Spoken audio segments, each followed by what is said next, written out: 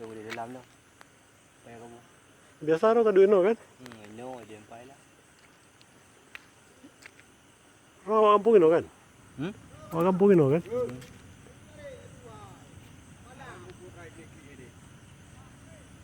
Seput water. Karap bot, karap bat.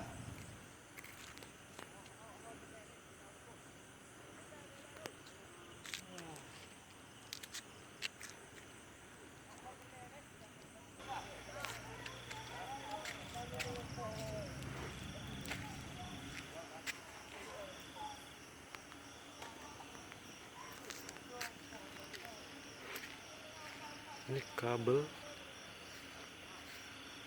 A3CS yang jatuh tadi sore akibat dihantam petir. Saat ini masih sedang dalam pekerjaan tim teknik dari Rayon Krunggekuh.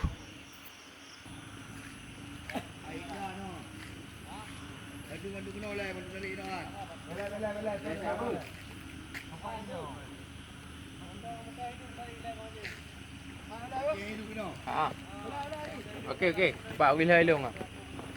Yang dah hari itu. Balik bang. Balik. Balik dengan dah telur. Ayo mah. Dah jalan dah.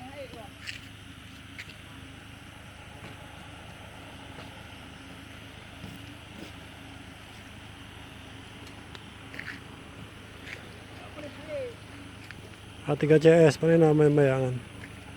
Warna putih.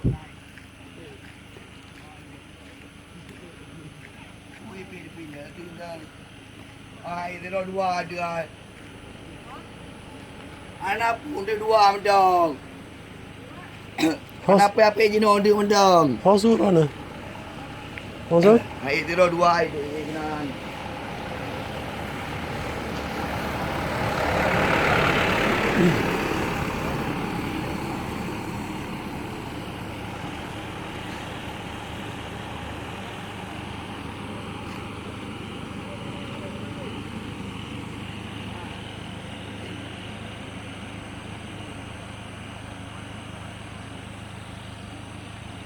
Ini karena suasananya malam, ada petugas di atas yang tidak bisa kita lihat, tapi ada 2 orang petugas yang berada pada posisi B5, jamperan B5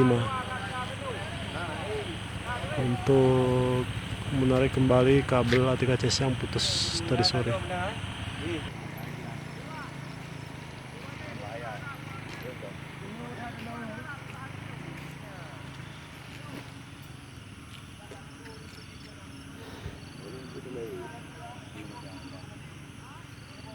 Yang boleh kan ikat.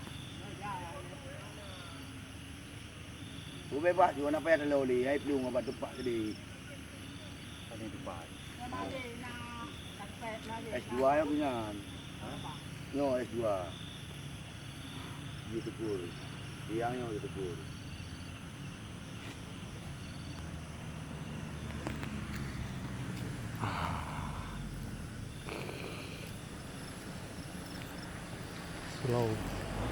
Silau men.